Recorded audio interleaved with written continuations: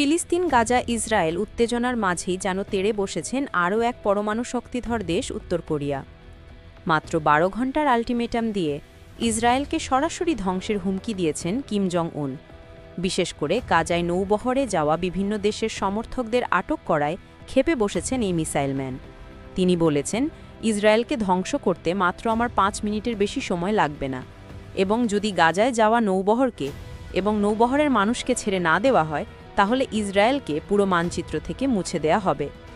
এদিকে Donald Trump white হাউসে বক্তব্যকালে ইসরায়েলকে ইঙ্গিত করে বলেছেন, আমি তোমাকে আগে নিষেধ করেছিলাম এই গাজায় যাওয়া নৌবহরকে না আটকাতে। এরপরে শুরু হয় রাজনৈতিক মহলে আলোচনার ঝড়। সোমবার সকালে পিয়ংইয়াংয়ের সুনান ঘাঁটি থেকে একযোগে ছোড়া হলো ১০টিরও বেশি মাল্টি লঞ্চার মিসাইল। মুহূর্তেই অগ্নিগোলার মতো ছুটে গেল সেই মিসাইলগুলো উত্তর পশ্চিম আকাশপথে। দক্ষিণ কোরিয়ার সেনাবাহিনী জানিয়েছে, এগুলো স্বল্প পাল্লার ব্যালিস্টিক মিসাইল, যা জাতিসংঘের রেজলিউশনের সরাসরি লঙ্ঘন। কিন্তু প্রশ্ন উঠছে, কেন এমন সময় এই মিসাইল পরীক্ষা? সামরিক বিশ্লেষকরা বলছেন, এটি কোনো সামরিক মহড়া নয়, এটি একটি স্পষ্ট রাজনৈতিক বার্তা।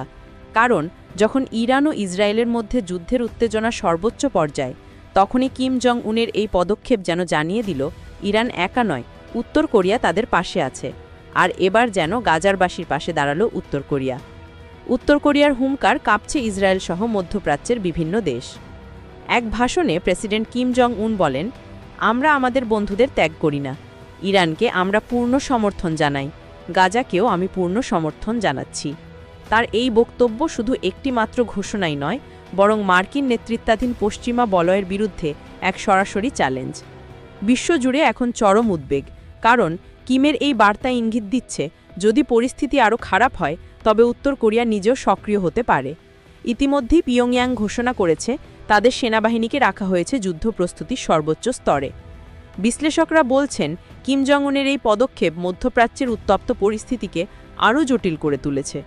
বিশ্ব এখন যেন এক অস্থির ভারসাম্যের ওপর দাঁড়িয়ে আছে। একদিকে ইরান ও ইসরায়েলের মুখোমুখি সংঘর্ষ, অন্যদিকে উত্তর কোরিয়ার এই ঘোষণা, সব মিলিয়ে আন্তর্জাতিক অঙ্গন যেন আবারও ঠেলে দেওয়া হচ্ছে এক নতুন বৈশ্বিক সংকটের দিকে। বিশ্ব এখন তাকিয়ে আছে, কি হবে পরবর্তী পদক্ষেপ?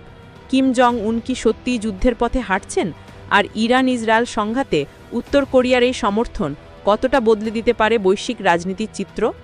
একটি বিষয় এখন একদম স্পষ্ট, বিশ্ব আবারও প্রবেশ করছে অনিশ্চয়তার এক অন্ধকার অধ্যায়, যেখানে প্রতিটি সিদ্ধান্ত, প্রতিটি হুঁশিয়ারি মানবজাতির ভাগ্য নির্ধারণ করতে পারে মুহূর্তের মধ্যেই।